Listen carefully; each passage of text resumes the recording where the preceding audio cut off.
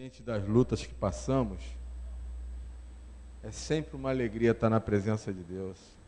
Por isso, não venha... Eu sei que a gente está aqui, o pastor sempre comenta que o culto do meio da semana é para a gente dar aquela abastecida, né?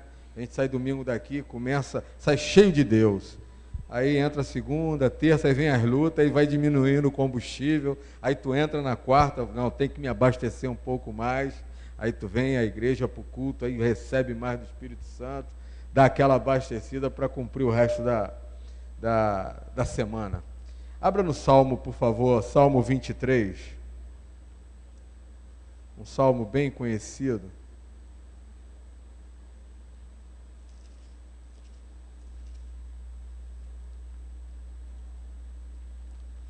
Salmo 23. Tirando os ateus, tirando o pessoal da paz, tirando os ateus e muçulmanos, eu acredito que todo cristão, todos que dizem cristão, conhecem esse salmo aqui. Tanto o Salmo 23 como o 91, as pessoas têm até o hábito de deixar a Bíblia aberta em casa, no Salmo 91. Mas o Salmo 23 é bem conhecido também, né? O Senhor é o meu pastor, e nada me faltará. Você pode ler isso? Você pode ler? Mas leia com convicção. Eu gostaria de ouvir a igreja ler esse versículo aí. Vamos lá? De novo. O Senhor e o quê? Mais uma vez, mais alto, para que o inferno ouça você falar isso. De novo. Aleluia.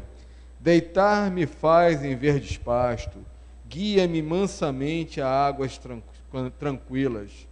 Refrigera minha alma, guia-me pelas veredas da justiça, por amor do seu nome. Ainda que eu andasse pelo vale da sombra da morte, não temeria mal algum, porque tu estás comigo, a tua vara e o teu cajado me consolam. Preparas uma mesa perante mim na presença dos meus inimigos. Unge a minha cabeça com óleo, o meu cálice transborda. Certamente que a bondade e a misericórdia me seguirão todos os dias da minha vida, e habitarei na casa do Senhor por longos dias. É lindo esse salmo. Mais lindo ainda é o versículo 5. A parte B do versículo 5. Unge a minha cabeça com óleo, o meu cálice transborda. Sabe o que você está declarando aqui? Sabe o que você está pedindo aqui? Sabe o que isso está dizendo? Senhor, me dê unção, me dê a tua unção, a presença do teu Santo Espírito, esse óleo, unge a minha cabeça. Tu está declarando que tu está querendo o óleo de Deus, está querendo a unção de Deus. Enquanto muitos, no meio da igreja, está querendo poder para mandar, você tem que pedir unção e graça. Não peça poder a Deus. Deus, eu quero poder. O pessoal pega essa palavra poder e quer mandar, ser chefe. Eu quero a unção de Deus e a graça. Porque dentro da unção de Deus e da graça, você vai falar para o inferno, sai. Você vai falar para o demônio, sai. Mas o homem está querendo poder físico. Nunca queira isso, querido. Queira ser sempre servo. E peça a unção de Deus e graça de Deus. Aí sim, você vai ter o poder do céu, quando você se colocar nessa posição. Amém? Vamos adorar o Senhor.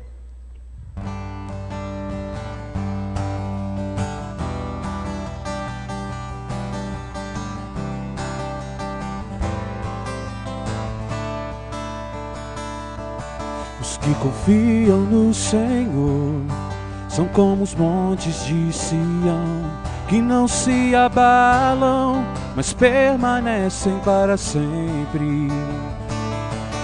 Como em volta de Jerusalém estão os montes, assim é o Senhor em volta do seu povo. Autoridade e poder e domínio em suas mãos, pois o Senhor é Deus, o Senhor é Rei dos povos.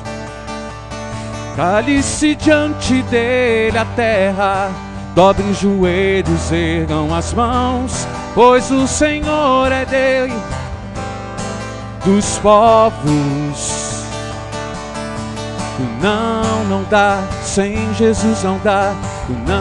Não dá, sem Jesus não dá. Não dá, sem Jesus não dá. Não dá, sem Jesus não dá. Não dá, sem Jesus não dá. Não dá, sem Jesus não dá. Não dá, sem Jesus não dá. Não dá, sem Jesus não dá. Os que confiam no Senhor são como os montes de Sião, que não se abalam, mas permanecem para sempre. Como em volta de Jerusalém estão os montes, assim é o Senhor em volta do seu povo. Autoridade e poder, o domínio em suas mãos, pois o Senhor é Deus dos povos. Cale-se diante dele a terra, dobre os joelhos, ergam as mãos, pois o Senhor é Deus, o Senhor é Deus dos povos. Cale-se diante dele a terra, dobre os joelhos, ergam as mãos, pois o Senhor é Deus dos povos. Então, não dá. Não dá. Não dá. Não dá. Não dá, sem Jesus não dá. Não dá, sem Jesus não dá. Não dá, sem Jesus não dá. Não dá, sem Jesus não dá. Não dá, sem Jesus não dá. Não dá, sem Jesus não dá. Não dá, sem Jesus não dá. Não dá, sem Jesus não dá.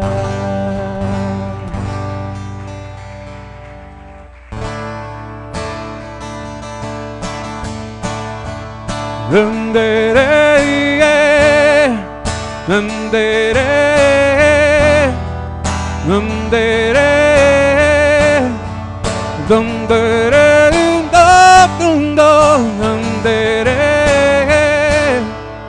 anderei, anderei, anderei, Quando eu ando em amor, manifesto a presença de Deus. E quando eu ando em amor, a fé opera maravilhas, e os 10 mandamentos tornam-se um. Quando eu amo meu irmão,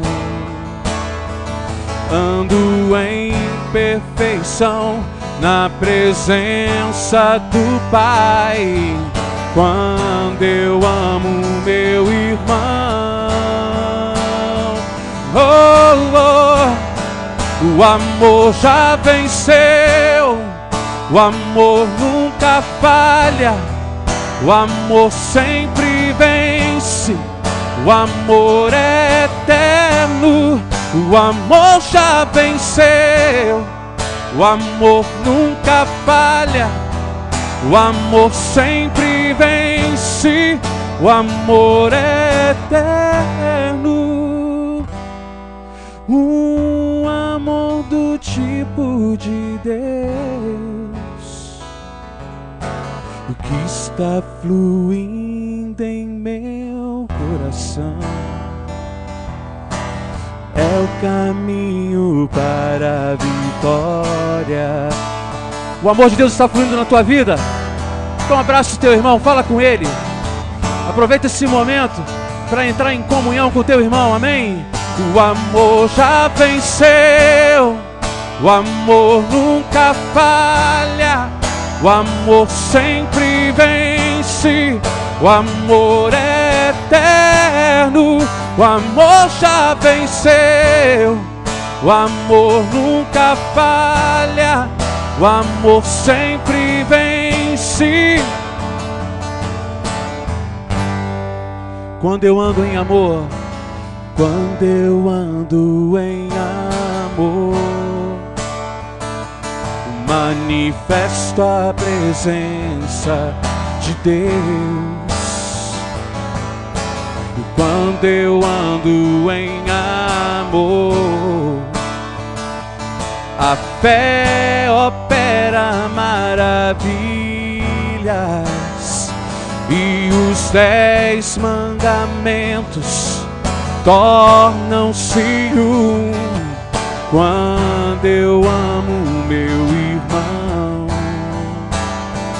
ando em perfeição na presença do Pai. Quando eu amo meu irmão,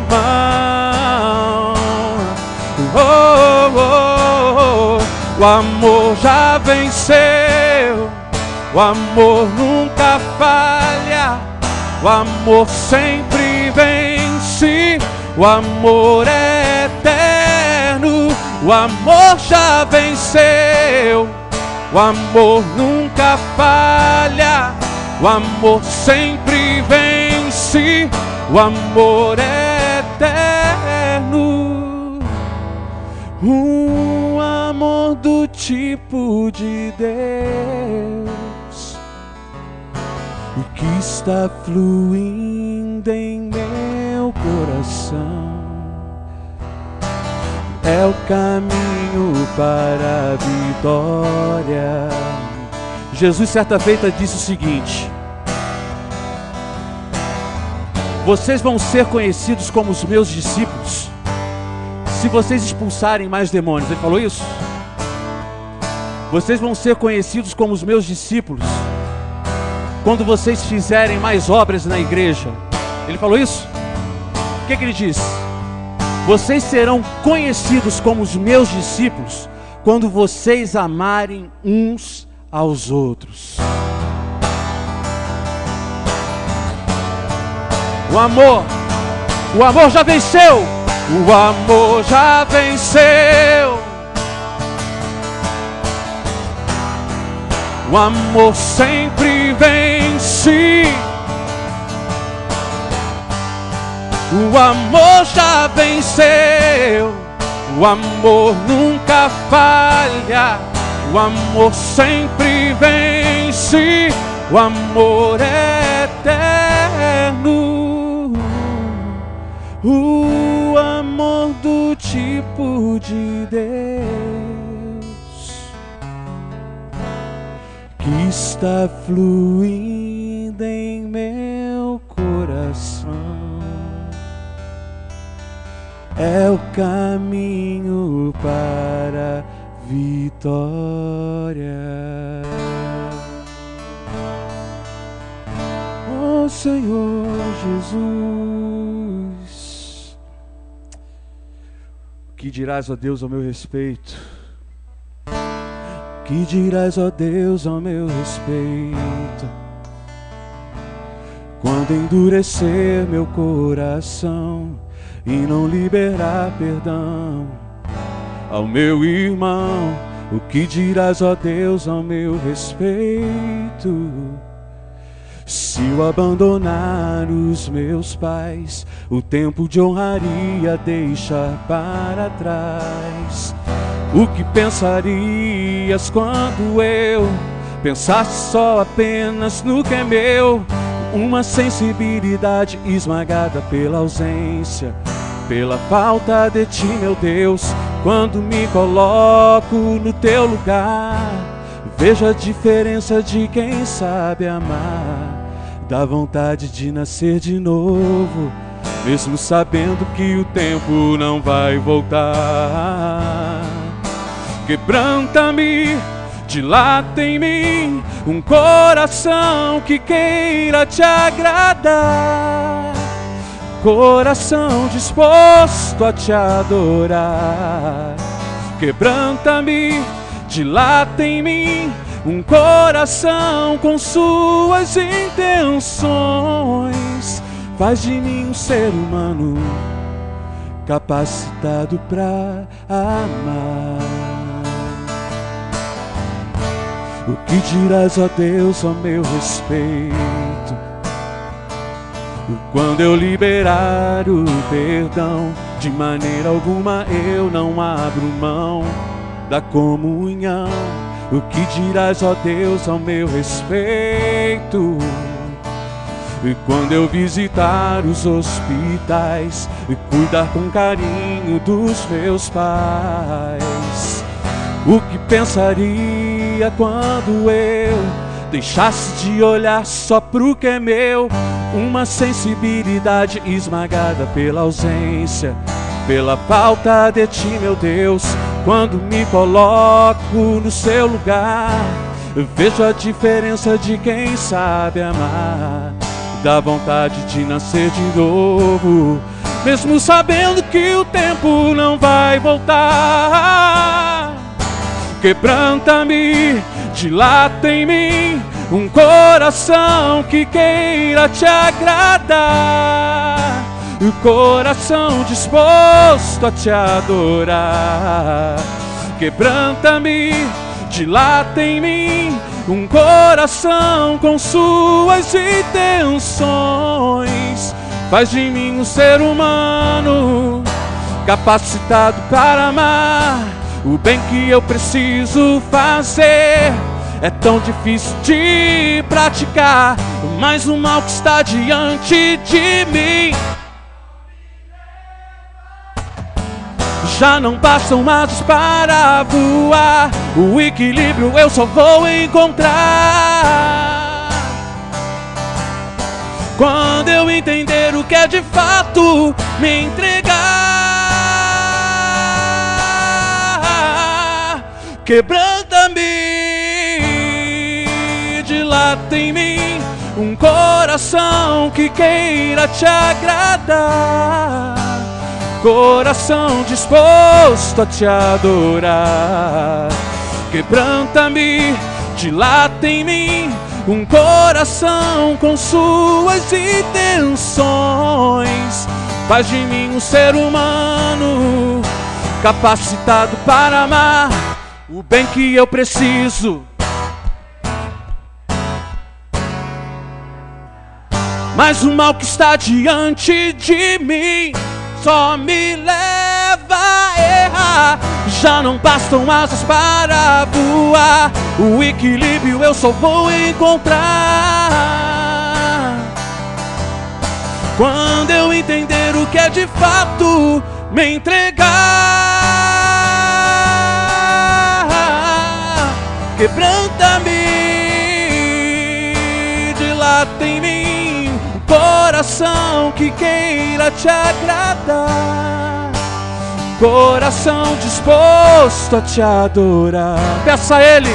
Quebranta-me, dilata em mim Um coração que queira te intenções. Faz de mim um ser humano. Oh, oh, oh. Quebranta-me, dilata em mim um coração que queira te agradar, coração disposto a te adorar.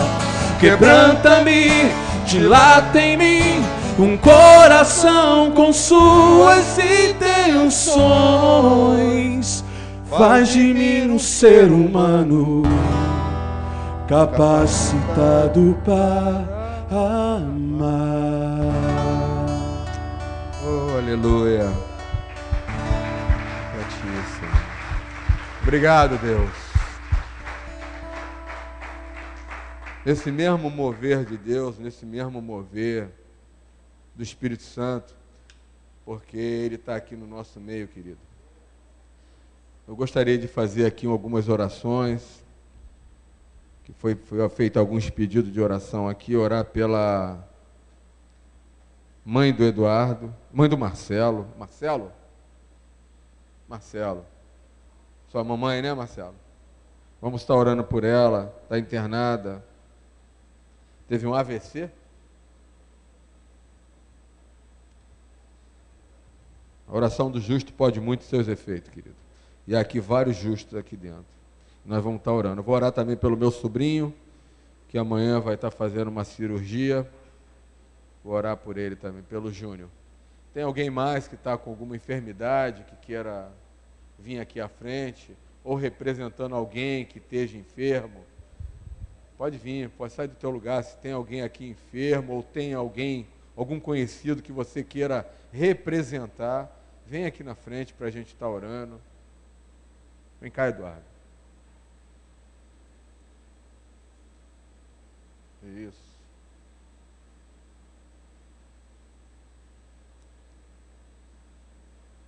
Isso. Fernando, vem cá, Fernando.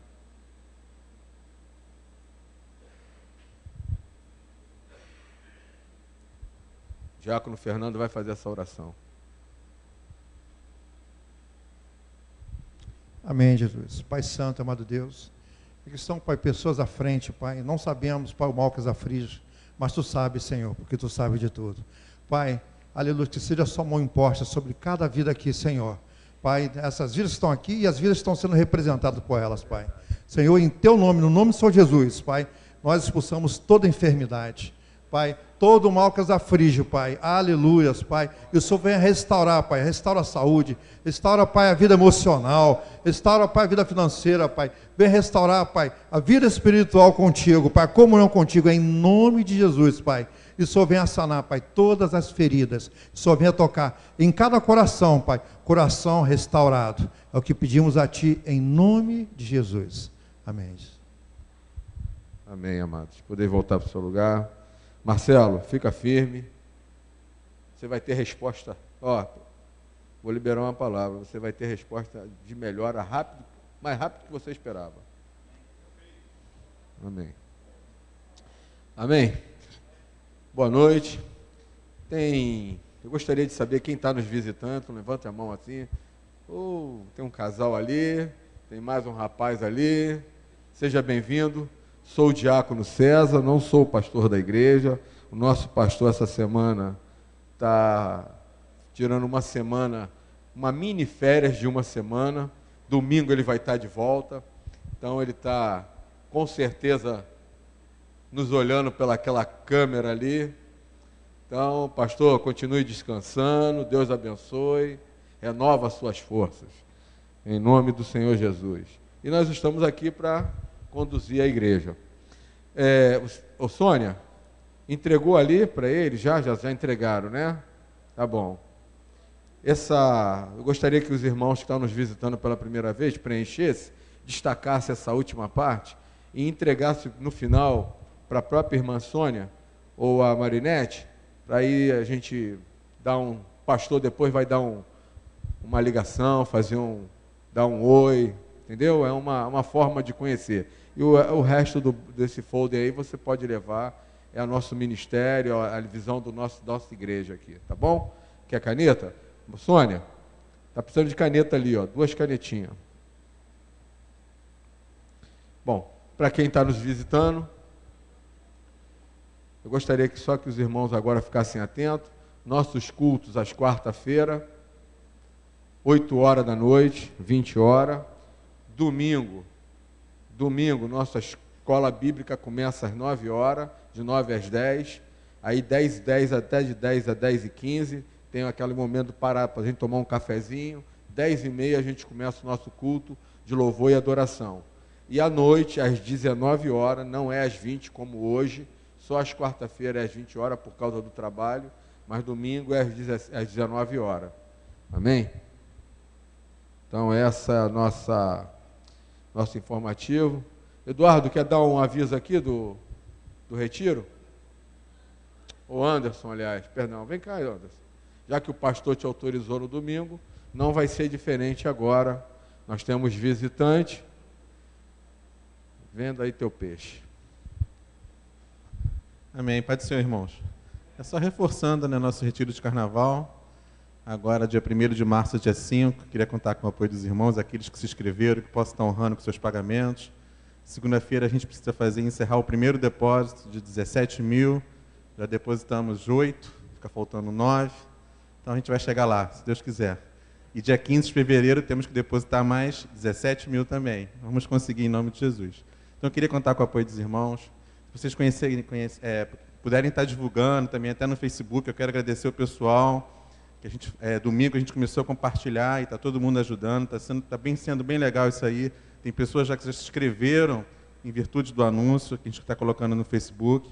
Mas se você puder também falar por telefone, ligar para um amigo, um conhecido, faça essa força que a gente precisa completar. Nós estamos até hoje com 142 inscrições, está faltando 8 para fechar 150. Só lembrando que em agosto nós tínhamos 160 inscrições, mas já foram desistindo tantas pessoas e a gente conseguiu encaixar. Então hoje nós estamos com aproximadamente 142 inscrições e ainda faltam 8 para fechar 150, que é um contrato que foi feito da igreja com o sítio. Se fosse contrato para 100 pessoas, o retiro seria um pouco mais caro. Então, como a gente fechou para 150, queria contar com o apoio dos irmãos aí que pudessem estar nos ajudando e também orando pelo retiro também. Obrigado aí pela oportunidade. Só reforçando, no domingo, quando o Anderson estava dando esse... Chegou a falar do valor, Anderson? Agora? Não, né? O valor do retiro, nesses 4 dias, é R$300. Para quem vai com ônibus. Quem vai de carro, 260. Eu fiz uma conta no valor de R$300, dividido pelo número de refeição. R$15 cada refeição. Se você pegar os R$300 e dividir pelo número de refeição que vão ser distribuídas lá, você está pagando R$15 por cada refeição. E o resto está sendo tudo de graça. Eu fiquei fazendo esse cálculo, falei, puxa vida, as pessoas estão pensando assim, pô, é tão caro R$300, mas se você dividir o número de refeição, R$300 pelo número de refeição, cada refeição sai por R$15. Quer dizer, tudo que você vai usufruir lá está saindo de graça. Então não é caro. Se você ficar no Rio de Janeiro aqui, passar o carnaval aqui, com certeza, só se você não sair de casa. Ficar em casa bebendo um refrigerantezinho, comendo uma pipoca. Porque se tu for para a rua, tu vai gastar. De repente gasta até mais. Então faltam 8 pessoas, né, para completar as 150 vagas. Amém? Eu gostaria que as irmãs distribuíssem os envelopes. Marina, distribui os envelopes, por favor.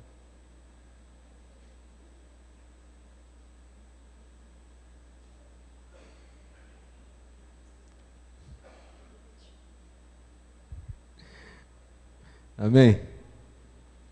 Você pode abrir tua Bíblia no segunda epístola de Paulo aos Coríntios, capítulo 9? Abra sua Bíblia, por favor.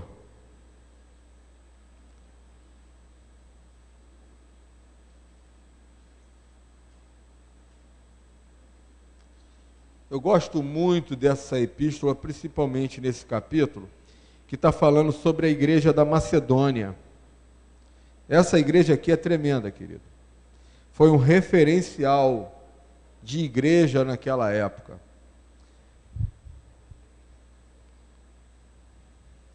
Vou ler a partir do versículo 5. Segunda Epístola aos Coríntios, 9, a partir do 5.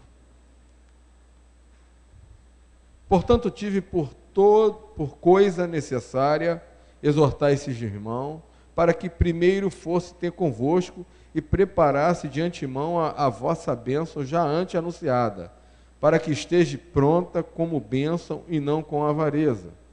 E digo isso, o que semeia pouco, pouco também ceifará. E o que semeia em abundância também ceifará. Cada um contribua segundo propôs no seu coração, não com tristeza ou por necessidade, porque Deus ama o que dá com alegria. Esse versículo aqui demonstra muito o amor de Deus. Deus não precisa do nosso dinheiro. Deus não precisa do seu dinheiro. Deus precisa do seu coração. E ele fala aqui, ele está bem claro aqui, não por necessidade. Tem muita gente que quer barganhar com Deus. Eu vou dar porque eu já estou com uma segunda intenção. Essa semana eu escutei uma frase. Deus, Ele não te prometeu que você seria rico. Deus nunca nos prometeu que seríamos ricos. Deus nos prometeu que seríamos prósperos. Ou seja, não faltará o pão nosso de cada dia na nossa mesa. Ele nunca te prometeu que você ia ser rico, mas que você seria próspero. E prosperidade não é sinônimo de riqueza. Tem muita gente aí buscando a Deus porque quer buscar riqueza.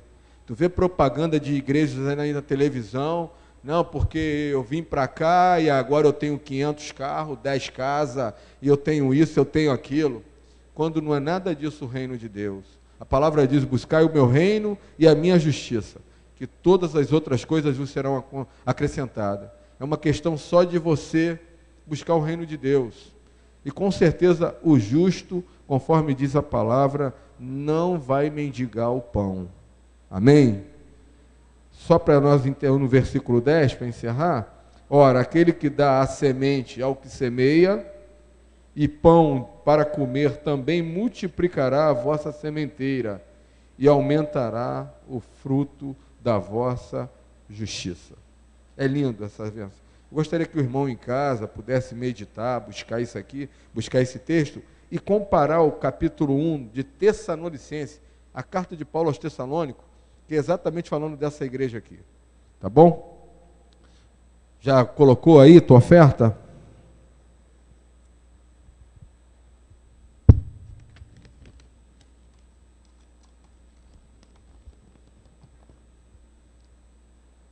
Amém? Vamos ficar de pé?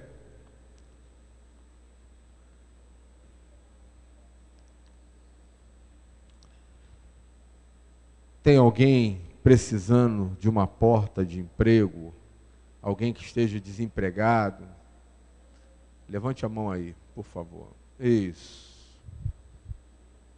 Vem cá, Lília. Vem cá, irmã, por favor.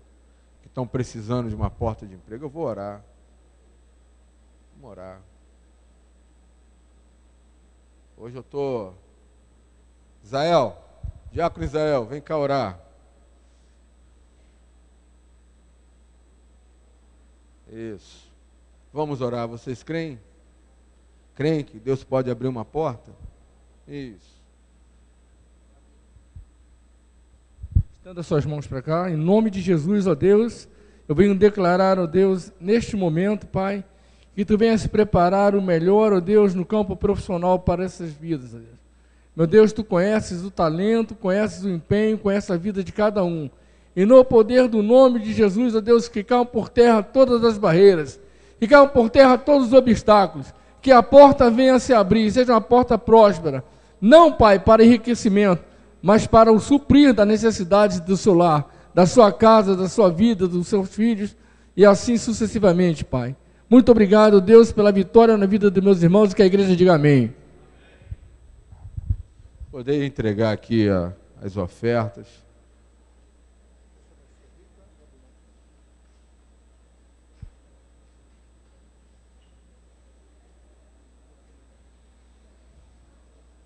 Cláudio.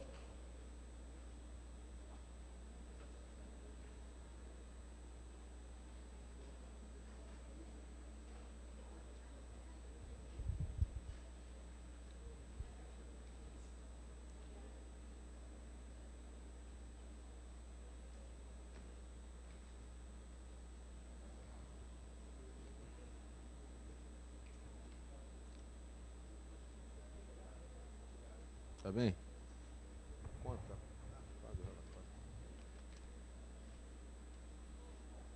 Gostaria que os irmãos agora levantassem a sua mão para cá.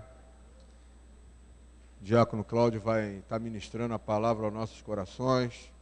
Pai, no nome de Jesus, eu entrego nas tuas mãos a vida do teu filho, do teu servo. Senhor, que tu possa usá-lo. Deus, neutraliza todo o poder da sua mente, mas que teu Santo Espírito possa usar, ó Deus, o teu vaso, Deus, nessa noite. Fala conosco, Deus. Não permita que saiamos daqui, Deus, da mesma forma que entramos.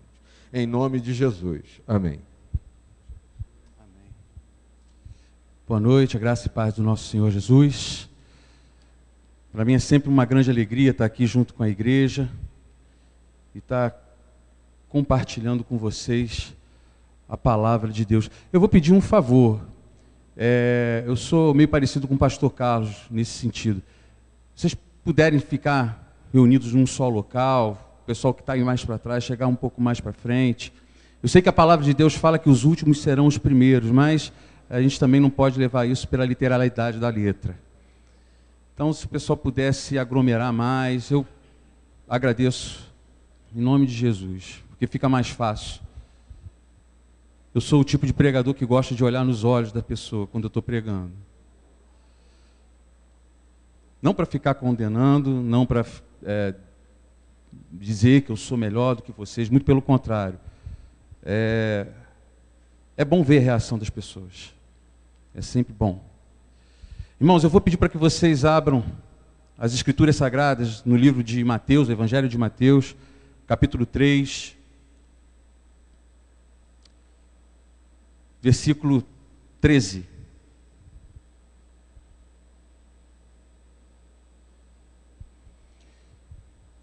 Que o Senhor possa me usar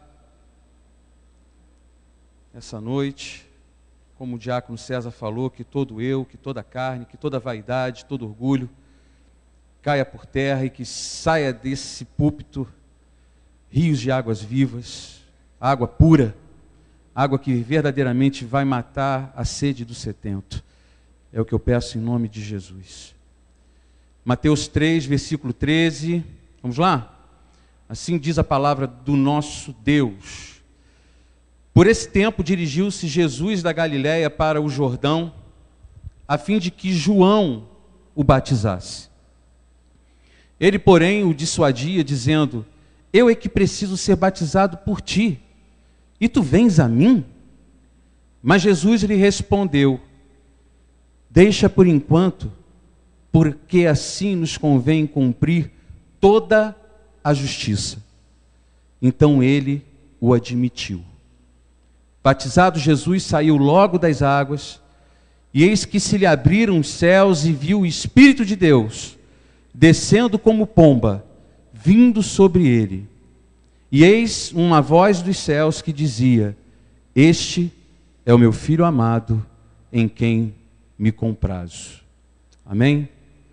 Irmãos, João Batista, ou João o Batista, ele era um homem bastante peculiar.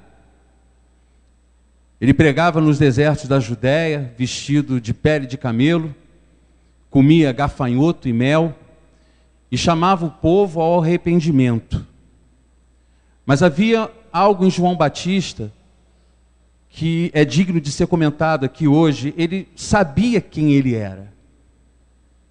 Ele sabia quem era ele, o propósito dele no mundo. Ele sabia qual era a missão dele nesse mundo. Haviam pessoas que diziam, que perguntavam a ele se ele era o Messias, se ele era o escolhido de Deus, e em nenhum momento ele enganou aquelas pessoas. Ele apenas disse que ele era aquele cujo profeta Isaías havia falado: eu vim para preparar o caminho para o Senhor. Eu sou a voz que clama no deserto. Então, ele sabia exatamente o que ele estava fazendo ali. Ele chamava as pessoas ao arrependimento e para que elas fossem batizadas nas águas. Ele também dizia: eu vos batizo com água para o arrependimento, mas vem um após mim que é muito maior do que eu, é muito mais poderoso, cujo as sandálias eu não tenho a dignidade nem de levantá-las, nem de carregá-las. Esse sim, ele vai vir e vai batizar vocês com o Espírito Santo. Ele falava a respeito de Jesus Cristo. E esse dia chegou. Jesus, ele se aproxima de João Batista para ser batizado. Aí eu pergunto para vocês, Jesus, 100% homem, 100% Deus, concebido não por vias normais, mas concebido pelo Espírito Santo. Não havia ninguém, a palavra de Deus diz que ninguém era digno de morrer pelos nossos pecados. Ele mesmo se fez homem para morrer no nosso lugar. Só Jesus era digno para cumprir a obra de Deus nessa terra, a obra da redenção. Aí eu pergunto para vocês, que pecado que Jesus tinha para ele poder ser batizado? Do que ele deveria se arrepender, se a própria palavra diz que ele nunca pecou? Aí você lê aqui no versículo 15, Jesus dizendo, deixa por enquanto, porque assim nos convém cumprir toda a justiça. Aí eu fiquei perguntando, poxa, por que Jesus disse toda a justiça? Meus irmãos, tudo que está escrito neste livro, cada palavra, cada vírgula, cada acento, tem um propósito de Deus. Nada é feito aqui de forma aleatória. Nada é feito de forma aleatória. Jesus, Filho de Deus, ele não tinha que provar nada para ninguém. Deus o conhecia, Deus sabia que ele era filho. Deus conhecia o seu coração. Ele se sujeita a João Batista para passar pelas águas, para que se cumprisse toda a justiça. Jesus, ele sabia que havia um tempo pré-determinado por Deus. Desde o seu nascimento até a consumação da sua obra na cruz do Calvário, havia um tempo a ser cumprido. Aquilo não poderia acontecer de uma hora para outra. Pensa bem comigo. Jesus, ele nasceu, ele viveu como uma criança normal, ele cresceu, ele aprendeu o ofício do seu pai, que era carpinteiro. Analisa bem comigo. Até porque, naquele momento em Israel, os meninos que se destacavam, eles eram separados pelos rabinos para poder também serem rabinos. E aqueles que não se destacavam por alguma sorte qualquer, eles tinham que cumprir o propósito, tinham que fazer a mesma coisa que os seus pais faziam. Então Jesus, ele foi ser carpinteiro como pai. E assim ele seguiu o ofício de carpinteiro até os seus 30 anos de idade. Foi justamente quando Jesus começa o seu ministério. Ele larga a carpintaria, ele recebe o chamado de Deus, ele é batizado, ele é levado pelo Espírito do Senhor ao deserto. Lá ele passa 40 dias, 40 noites. Acompanha bem. Depois ele começa o seu ministério efetivamente. Ele prega sobre o reino de Deus. Ele liberta através da sua palavra. Ele cura as pessoas. Seu ministério durou cerca de 3 anos. Depois de 3 anos, ele é preso. Ele é torturado. Ele é crucificado. Ele é morto.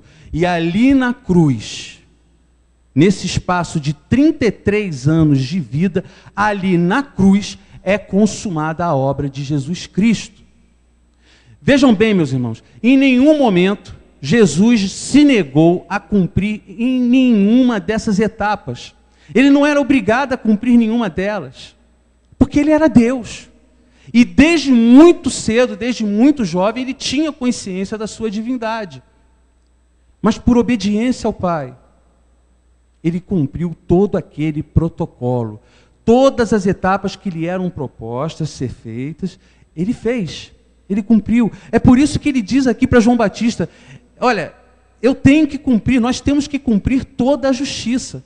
Porque se naquele momento Jesus não fosse batizado, o Espírito Santo, que no caso desceu ali, né, corporeamente como uma pomba, ele não desceria, ele não seria ungido pelo Espírito Santo, e ele não estaria preparado para começar o seu ministério. Em nenhum momento, no Getsêmani, ele suou sangue, transpirou sangue, momentos antes da sua tortura, momentos antes da sua crucificação. Ali foi o único momento em que ele chega para o Pai e pede: Senhor, se for possível, afasta de mim esse cálice. Ele sentiu ali naquele momento as dores que iria passar, o sofrimento que iria viver. Mas mesmo assim, Jesus cumpriu o seu mandato aqui na terra. Meus irmãos, isso me faz pensar o seguinte: cada um de nós tem um propósito nesse mundo. Cada um de nós, nós somos também escolhidos de Deus, ungidos de Deus através de Jesus Cristo. E viemos para esse mundo também cumprir uma missão, cumprir um propósito. Muitos de nós aqui sabemos que propósito é esse. Muitos aqui já sabem a resposta do porquê veio a esse mundo, do porquê existe, para onde vai, de onde vem. Esses questionamentos que o mundo até hoje aí, ó, o pessoal aí fora, se pergunta, está todo mundo batendo cabeça aí fora, querendo saber o que vai ser feito da sua vida. Qual o propósito deles nesse mundo? Nós que somos filhos de Deus, nós temos essa resposta aqui, em nossas mãos. E mesmo assim, muitas das vezes, a gente se nega a cumprir certas etapas na nossa vida. A gente reclama com Deus, a gente diz: Senhor, por que eu estou vivendo isso? Senhor, por que eu estou vivendo esse sofrimento? Senhor, por que eu estou passando por essa luta, por essa provação?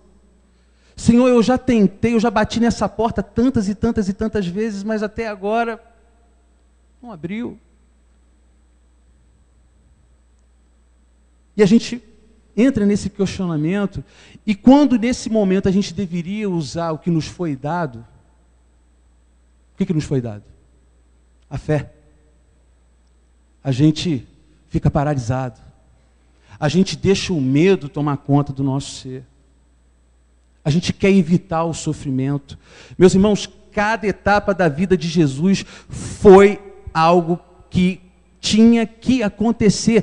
Tudo contribuiu para o momento final ali na cruz. Para que ele chegasse ali na cruz e dissesse para o Senhor: Senhor, Pai, está consumado, está feito. E a gente, por qualquer motivo, por qualquer coisinha que seja, a gente quer largar o que a gente está fazendo e desiste. Aí sabe o que a gente diz? Isso aqui não foi feito para mim, não. De repente, a gente começa a fazer um curso, a gente começa com aquele gás, todo empolgado, né, cheio de disposição, mas aí daqui a pouco chega lá na frente, começa prova. Trabalho. E você se vê ali perdido, tendo que estudar, tendo que cuidar de família, tendo que cuidar de filho. Aí o que você faz? Tranca o curso, desiste do curso, volta para trás. Aí diz: não, isso aqui não é para mim. Aí vai tentar fazer outra coisa. Sabe o que vai acontecer? A mesma coisa. Porque enquanto você não vencer essa barreira, enquanto você não vencer essas dificuldades, você não vai passar por uma próxima etapa. Se Jesus ele não fosse batizado, se Jesus ele fosse levado até o deserto, e no caso caísse em alguma tentação de Satanás, você pode ter certeza de uma coisa, meu amigo: a gente estava perdido. Nós, com toda certeza, não estaríamos aqui. Tem um certo homem na Bíblia, Elias, que ele ora para o Senhor para que fizesse chover sobre a terra de Israel. 3 anos e meio sem chuva. a terra deserta, árida, seca, não produzia nada. Ele ora. Aí ele pede para o seu discípulo: meu filho, olha só, vai lá em cima do monte, vai ver se de repente você avista alguma coisa. Aí diz que o rapaz, ele foi, olhou, não viu nada, aí desceu. Mestre, olha só, eu fui lá em cima, não vi nada. Tudo bem. Então você volta lá 7 vezes. O quê? 7 vezes. Até o momento em que você vê algum sinal, alguma coisa, de que realmente a chuva se aproxima. E na 7ª vez, o rapaz foi e viu lá longe uma nuvenzinha, do tamanho dessa mão aqui fechada, desse punho. Era o prenúncio de uma chuva. A gente tem que perseverar naquilo que a gente faz. Nós temos que aprender com Cristo, com Jesus, que é a nossa maior referência, a perseverar, mesmo em meio às dificuldades. O que a palavra de Deus fala? Que a nossa fé, ela é provada através da nossa perseverança. Gente, nós somos um povo da palavra. Nós somos um povo da palavra. A gente tem que parar de achar que as coisas são difíceis. São difíceis. Mas a gente tem que crer que Deus está na frente. Que como Jesus ele fez com Pedro, sai do barco, Pedro, vem até o meu encontro, ele está fazendo o mesmo comigo e com você também em alguma determinada área da tua vida.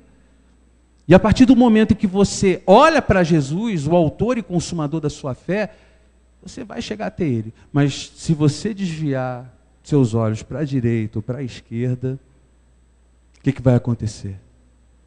Tu afunda. Você afunda. Jesus ele veio para cumprir toda a justiça, pois ele também seria o exemplo para aqueles que o haveriam de seguir. Jesus não era apenas um pregador da palavra. Jesus é o verbo vivo. É o verbo, a palavra que se fez carne. Ele andava no meio da multidão e ele vivia o que pregava. Ele cumpriu aquele protocolo, ele cumpriu aquela etapa na vida dele, para que todos os demais que viriam após ele também fizessem a mesma coisa. Tem muita igreja aí, pelo menos eu conheço uma denominação que diz que o batismo não é mais válido. Muitos aqui conhecem que denominação é essa. Mas a prova irrefutável de que esse batismo, o batismo nas águas é válido, está aqui, ó. Jesus. Ele se batizou nas águas. Se Jesus se batizou, por que eu não vou me batizar? Então Jesus, ele vivia o que pregava. Ele era exemplo vivo das coisas que ele falava. Ele era a palavra ambulante. Você olhava para Jesus e você via nele a palavra. O cumprimento da lei, o cumprimento da justiça. Jesus, ele não apenas pregava sobre perdão, não. Ele perdoava. Quando ele estava lá na cruz do Calvário, o que ele disse? Pai, perdoa. Perdoa esse povo, porque eles não sabem o que fazem. Jesus, ele perdoava. Ele não apenas pregava sobre perdão. Jesus, ele amava. Ele não apenas pregava sobre o amor. Jesus, ele servia. Ele não apenas pregava sobre o serviço. Certa feita, Jesus, ele pega uma bacia com água, cinge os seus lombos com uma toalha e vai lavar os pés dos seus apóstolos, dos seus discípulos. Quanta coisa que a nossa liderança de um modo geral, eu não falo só a liderança religiosa, não, a liderança também aí secular. Hoje mesmo eu vi um rapaz reclamando na televisão, dizendo que parece que teve um problema aí sério nos trens hoje no Rio de Janeiro. E o rapaz transtornado, ele dá uma entrevista dizendo o seguinte: esse governador, esse prefeito, eles tinham que andar nesse trem lotado que a gente anda todos os dias para sentir na pele o que a gente sente. Rapaz, o dia que isso acontecer, eu vou dar urros de alegria. Urge alegria. Jesus, o Rei dos Reis, preste atenção, Ele abre mão do seu trono, Ele abre mão da sua glória, e se faz um ser humano, como qualquer um de nós aqui. Ele anda no nosso meio, Ele viveu as nossas necessidades, Ele sentiu na pele as nossas opressões, as nossas misérias. Ele não viu nada de cima, do alto, de um pedestal, de um trono. Ele estava ali vivendo, andando conosco, vivendo a palavra, porque Ele era a palavra. E porque também nós não somos a palavra viva nesse mundo? Por que nós não somos a palavra andando pelos becos, andando pelas favelas, andando pelas ruas, na própria igreja, no nosso trabalho, na nossa escola? Por que a gente só prega, fala e não pratica?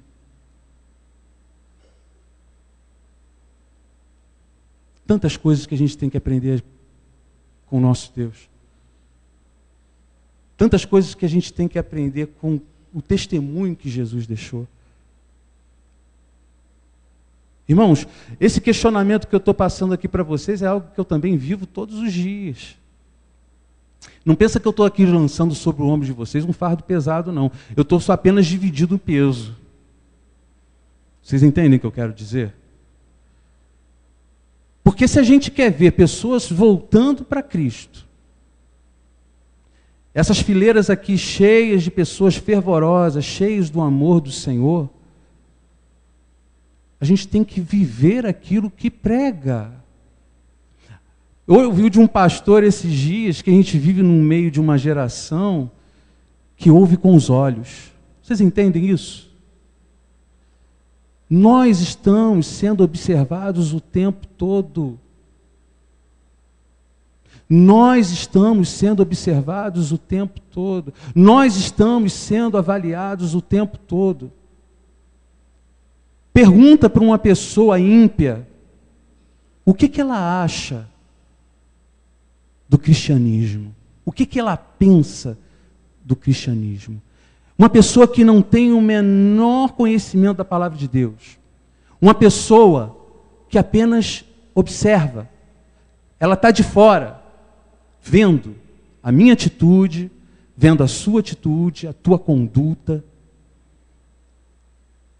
A gente vai nas festas aí de pessoas que frequentam a igreja. Não tem nenhuma diferença das festas do mundo.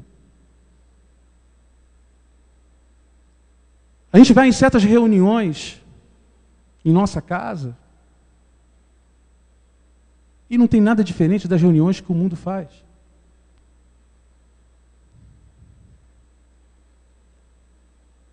Somos um povo da palavra. A gente tem que aprender a viver pela palavra. Jesus, Ele deu exemplo. Ele viveu e até o último instante da sua vida, Ele deu bom testemunho. Ele saiu dali, daquelas águas, e foi levado para o deserto para ser tentado. A palavra de Deus fala que Ele foi tentado em todas as coisas, mas em nenhuma delas Ele caiu. Em nenhuma delas Ele pecou. Ele saiu daquelas águas e os céus se abriram. E o Espírito Santo de Deus desceu sobre a vida de Jesus Cristo com uma pomba. Eu poderia muito bem aqui dizer para vocês que foi pela sua atitude, foi pela obediência que os céus abriram. Mas foi muito mais do que isso. Inclusive eu ia falar. Eu ia dizer, olha, Jesus obedeceu, ia ser o término da minha mensagem. Jesus obedeceu, ele praticou a obediência, ele praticou a humildade, e Deus, para abençoá-lo, abriu os céus sobre a vida dele e o ungiu. Mas eu orando, o Espírito Santo me trouxe algo mais profundo no meu coração. Não foi a obediência pela obediência.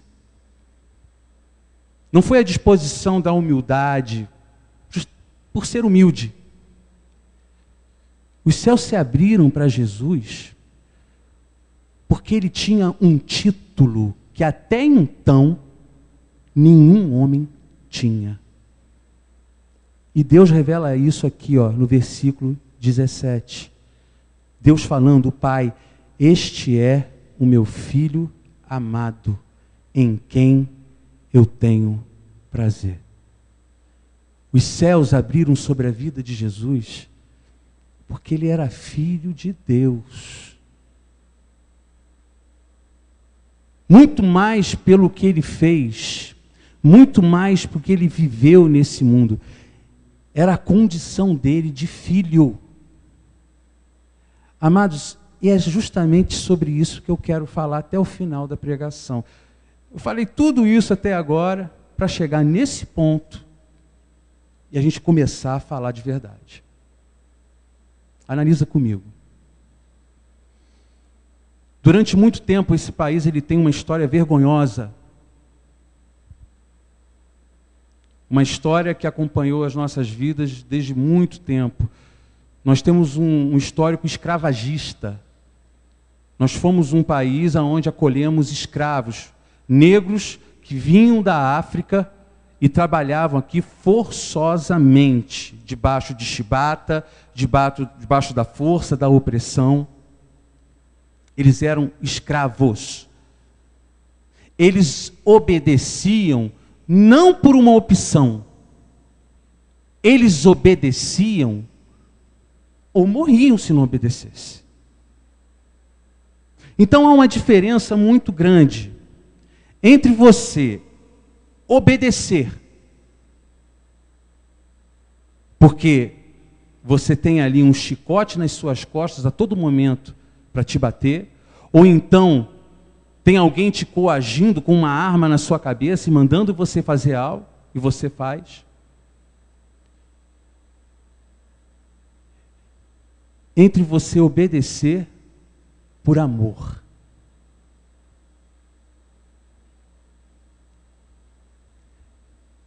A obediência que Deus requer de mim e de você não é uma obediência coercitiva, não é uma obediência imperativa, imposta. A obediência que Deus requer de mim e de você é uma obediência motivada pelo amor. Jesus, tudo que ele fez, tudo que ele obedeceu, Pai, ele se fez justiça por nós. A palavra de Deus diz que se por um homem, Adão, nós fomos condenados à morte por causa da sua desobediência, por causa de outro homem, Cristo, nós fomos justificados por causa da sua obediência. Mas a obediência de Jesus nunca lhe foi imposta, nunca lhe foi mandado. Ele mesmo diria: ninguém tem poder de tirar a minha vida. Ninguém. A pessoa que disser para você que mataram a Cristo, Cristo foi assassinado, isso é heresia. Cristo, ele deu a sua vida por amor. A motivação dele sempre foi o amor, porque o amor do Pai habitava nele. E é isso que eu quero falar com vocês essa noite. Porque há uma grande mobilização nas igrejas hoje, deixando claro que essa obediência tem que ser uma coisa imposta.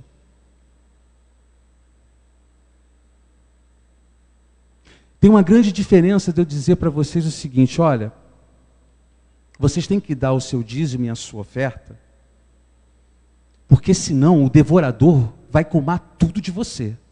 Olha só. Não, meu irmão, você tem que ofertar, você tem que dizimar. Sabe por quê? O devorador vai tomar tudo de você. Você não vai ser próspero em nada na sua vida. Você vai ser um fracasso. Se eu ouço um negócio desse e não tenho conhecimento da palavra, o que eu faço? Meu irmão, eu dou tudo que eu tenho no meu bolso. Se eu tenho um temor a Deus, se eu reconheço Ele, mas não conheço a palavra dEle, eu dou tudo. Tudo. Agora, se eu disser para você que você tem que dizimar, que você tem que ofertar, com uma motivação certa. Não, eu vou ofertar na casa do Senhor porque eu sei que tudo que eu tenho provém dEle. Tudo que sou, tudo que faço, o dinheiro que eu recebo no trabalho, o dinheiro que vem da mão de outro irmão, o dinheiro que deposito na minha conta, alguma coisa que me deem, na verdade, é Jesus que está me dando através daquela pessoa. A roupa que eu visto, a casa que eu moro, o chão que eu piso, a comida que eu como, tudo provém dEle. E eu mesmo tendo nada para oferecer, de alguma maneira eu tenho que ofertar alguma coisa para Ele. Mas essa motivação, meu irmão e minha irmã, ela vem de um reconhecimento. Ela vem de um temor a Deus.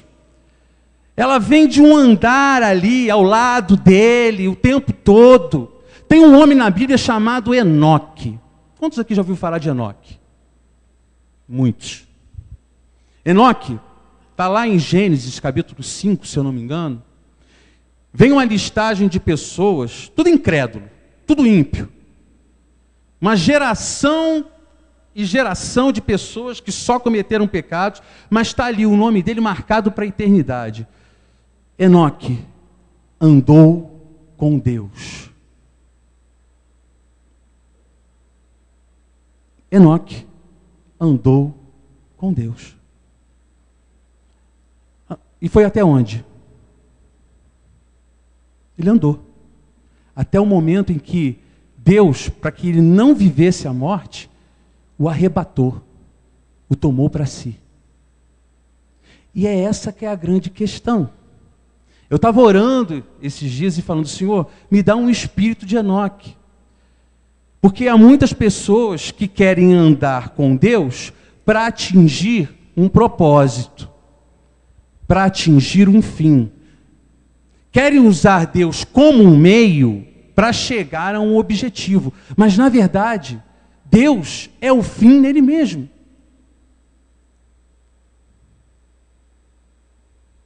Estou andando com ele. Senhor, para onde é que o Senhor vai? Ah, eu vou para cá, então eu também vou. Senhor, e aí? Vamos para lá. Então eu estou indo para lá também. O que eu faço agora, Senhor? Você faz isso. Tudo bem, Senhor, eu vou fazer isso. Nós somos escravos de Deus. Mas a palavra diz que nós somos servos dele por amor. A nossa serviniência a Deus não é algo imposta. Você não está aqui obrigado. Você não está aqui porque te coagiram a vir aqui. Você não serve a Deus porque você foi coagido a servir a Deus. Aí eu faço essa pergunta para você. O que motiva você verdadeiramente em tudo que você faz na sua vida? Qual é a tua motivação? Para você pensar um pouco essa noite. Porque eu também parei para refletir nas coisas que eu faço e deixo de fazer. Eu não vou deixar de ser filho de Deus pelo que eu faço ou deixo de fazer. Eu não sou filho de Deus pelas obras. Eu sou filho de Deus por causa da graça dele, mediante a fé em Cristo Jesus. E se o amor dele habita em mim, porque a palavra de Deus diz o seguinte: como é que eu sei que eu sou um discípulo de Cristo? Eu falei aqui agora há pouco no momento de louvor. A partir do momento que eu sei que o amor dele habita em mim. Não é que eu vou errar. Vou continuar errando. Eu vou continuar caindo. Mas há uma grande diferença entre você errar e permanecer no erro. E entendam bem, aqueles que detêm o amor de Deus dentro de si, em algum momento da sua vida, vai ter que se arrepender. Alguém que caiu no Senhor vai ter que se levantar. Eu não acredito nessa história, os irmãos me perdoem, mas isso é bíblico. A pessoa dizer para mim que não consegue deixar de certos hábitos mundanos. Realmente, se for pela vontade própria da carne, não vai deixar nunca realmente. Mas a palavra de Deus fala, se o amor ao mundo ainda permanece nessa pessoa, não há lugar para o amor de Deus. De alguma maneira, o amor de Deus, ele é aperfeiçoado em nós. Ele é gerado dentro de nós. Ele cresce. Ele é plantado com uma semente, mas ele não vai permanecer com uma semente. Aquilo ali vai crescer até produzir o fruto certo, no tempo certo. Então, certos hábitos pecaminosos, coisas que eu fazia no passado, naturalmente elas vão deixar de ser uma prática na minha vida, na medida que esse amor é desenvolvido dentro de mim.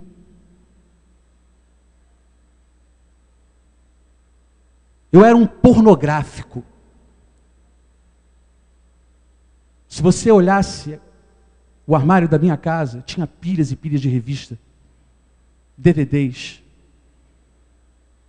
E quando eu aceitei a Jesus, eu ainda praticava esses hábitos.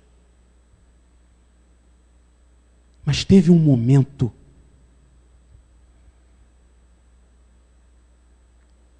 que Jesus tocou de tal maneira no meu espírito, na minha vida, que eu sentia nojo. Eu peguei aquele bando de revista, taquei tudo no lixo. Tinha um rio que passava perto de casa, eu peguei aqueles DVDs todos, igual o disco voador assim, ó. Porque eu não me via mais fazendo aquelas coisas que eu fazia. Eu sentia nojo. Eu fumava 2 maços de cigarro por dia. Eu botei uma posição, falei, eu não quero mais fumar. Pedi força a Deus. E toda vez que eu sentia vontade de botar um cigarro na boca, vinha a seguinte frase na minha mente: Deus te ama. Deus te ama. O amor de Deus está em você. Deus é santo. Deus é puro. Você é templo do Espírito Santo. E as trevas não podem coabitar com a luz. Pouco a pouco, eu fui me libertando de certas coisas. Então não vem dizer para mim, eu não consigo. Meu irmão, anda com Deus. Age pela motivação certa. Não faz as coisas coagido, por culpa ou por medo. A palavra de Deus diz que o perfeito amor lança fora o quê? Todo medo. Até para você ler a Bíblia. Não lê porque o pastor mandou, não. Não lê porque você fez um pacto com o pastor, não. Você tem que ler a Bíblia porque você sabe que isso é a fonte da tua vida. É o alimento que vai te alimentar, é o que vai te sustentar. Aí você não lê o versículo da semana. Eu não vou nem no culto da semana que vem para o pastor não me indagar. Pelo amor de Deus, gente.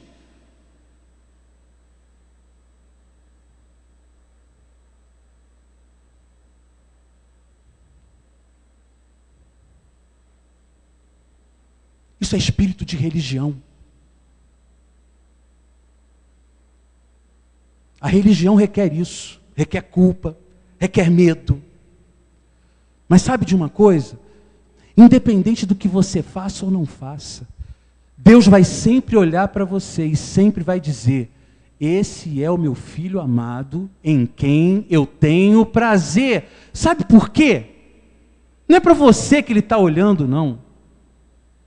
Ele olha para você e vê refletido do teu rosto a imagem do filho dele, do unigênito. E toda vez que Ele se levanta do trono dele para lançar um raio na tua cabeça, isso não está na Bíblia não, isso sou eu que estou contando. Só para você entender. Mas toda vez que Deus pensa em se irar com você, Ele chega para você e olha, não, esse aí tem a marca do meu filho, esse tem a marca da promessa, esse tem o sangue de Cristo sobre a vida dele. Eu não posso.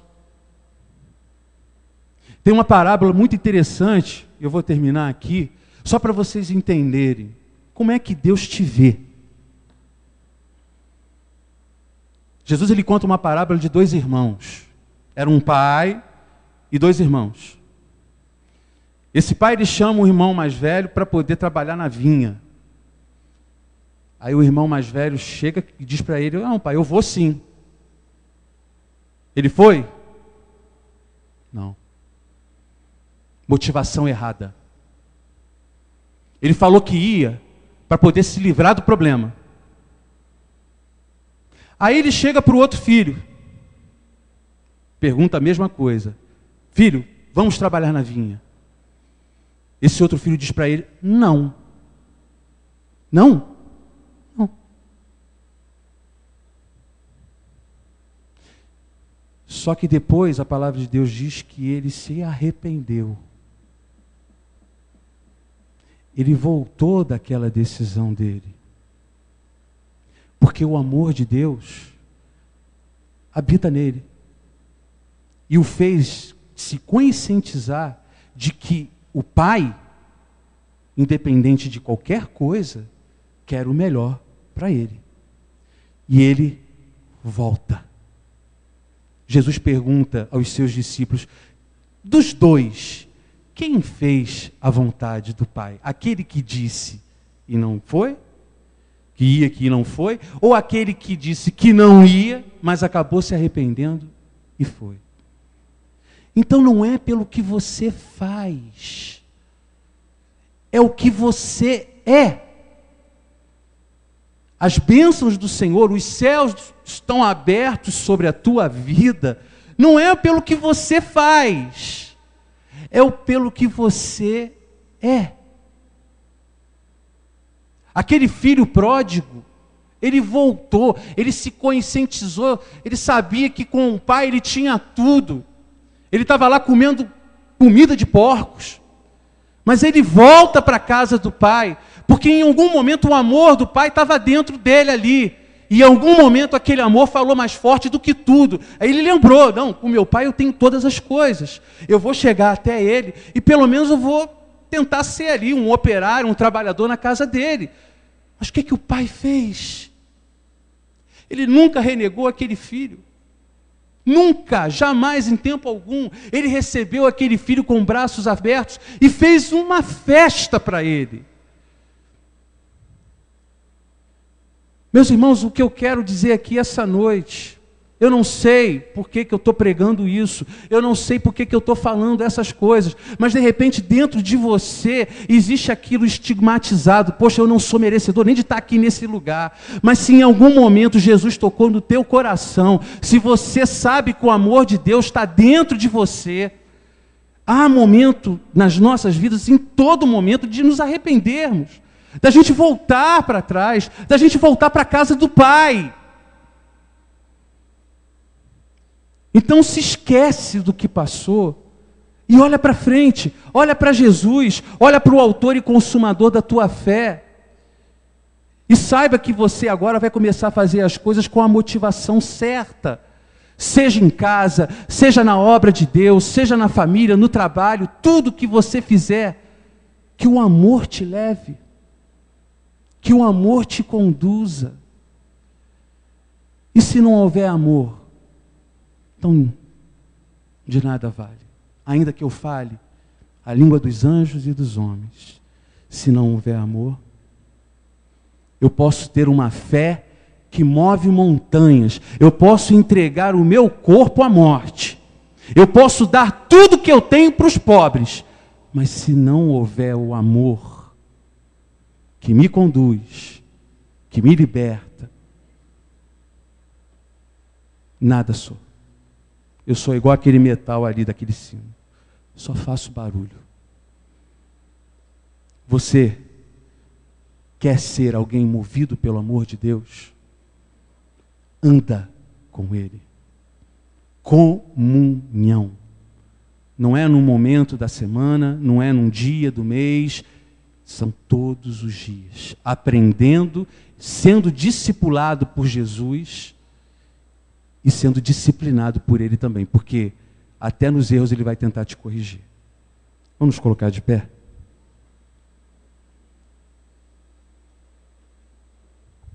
Pai, eu quero olhar pela vida desses irmãos, que a Tua palavra, meu Deus, ela venha produzir o fruto esperado.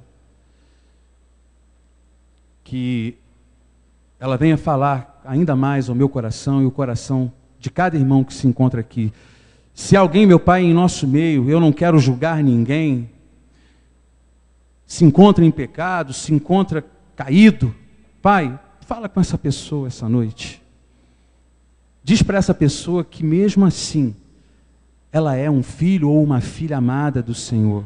Não pelas obras, não pelo que ela faz ou deixa de fazer, mas pelo que ela é em Cristo Jesus. E que a partir desse momento, meu Deus, que houver arrependimento, ela possa continuar fazendo tudo motivado pelo que é certo, o Teu amor.